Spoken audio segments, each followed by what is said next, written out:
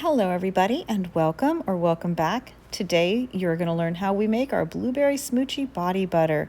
This body butter not only hydrates your skin, but it also helps to improve elasticity, leaving your skin looking youthful and radiant. The rich texture glides on smoothly and absorbs quickly without feeling greasy or heavy. Before we get started, if y'all could give me a thumbs up and hit that subscribe button, that would really help my channel grow a little bit, and you'll be notified about all future videos and projects. Starting off, we're going to add 393.75 grams of shea butter to your mixing container. Shea butter is a versatile ingredient known for its exceptional moisturizing properties. When incorporated into body butter formulations, shea butter helps to deeply nourish your skin, leaving it feeling soft and supple. Rich in vitamins such as A and E, along with fatty acids, shea butter works to hydrate and protect the skin, making it a popular choice for those seeking intense hydration and rejuvenation. Next, we're going to add 90 grams of Cetyl Alcohol, 40 grams of BTMS 50, and 20 grams of Varisoft EQ 65. Next, we're going to add 15 grams of Arrowroot Powder. Arrowroot powder has soothing properties that can help calm irritation and redness, promoting a more even complexion. Its lightweight texture contributes to the luxurious feel of body butter, leaving the skin feeling soft and smooth without any greasy residue. Incorporating arrowroot powder into body butter formulations enhances its effectiveness in maintaining healthy, nourished skin. Our next ingredient is 62.5 grams of Isopropyl Myristate. We're going to take this over and put it into a water bath. Now you can microwave it, but either way, make sure that it reaches 180 degrees Fahrenheit. Once you have reached the proper temperature, we're going to add 62.5 grams of glycerin. Glycerin attracts moisture to the skin and helps to maintain the skin's natural barrier, preventing moisture loss and ensuring long-lasting hydration. It works synergistically with other moisturizing ingredients to deliver deep nourishment, leaving the skin soft, smooth, supple, and visibly healthy.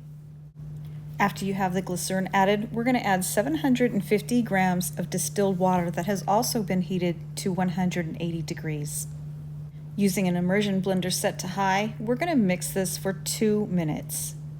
After having mixed for 2 minutes, we're going to check the temperature to make sure that it is below 140. Once it has reached below 140 degrees Fahrenheit, we're going to add some of our more heat-sensitive ingredients. The first of these ingredients we want to add is 15 grams of vitamin E acetate. Vitamin E acetate is a stable form of vitamin E.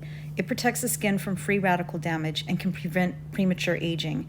Using vitamin E acetate also helps improve stability and the shelf life of your products by neutralizing oxidation, which occurs when oils and butters are exposed to air, light, or heat. Next up will be 15 grams of blueberry extract. Now, blueberry extract is a remarkable component in body butter, and it's celebrated for its strong antioxidant qualities. Its abundance of vitamins A, C, and E make it a powerhouse ingredient for skin health. Vitamin A promotes cell turnover for a brighter complexion, vitamin C boosts collagen production for a firmer, more youthful skin, and vitamin E helps nourish and protect the skin from environmental stressors. If you would like to add color to your body butter, do it now. Add half to 1 teaspoon of any color mica of your choice. Once again, we're going to use an immersion blender and mix this on high for 2 more minutes.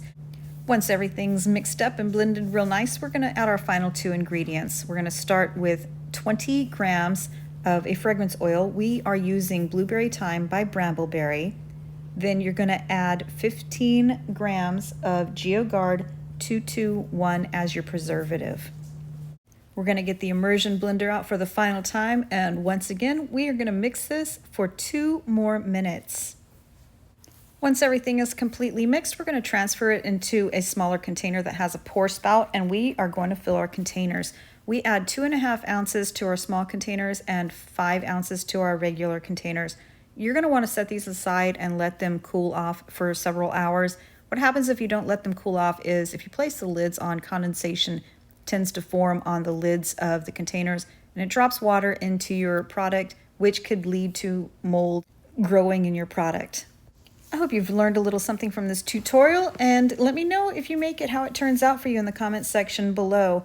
Give us a thumbs up, a like, and subscribe for future videos and tutorials.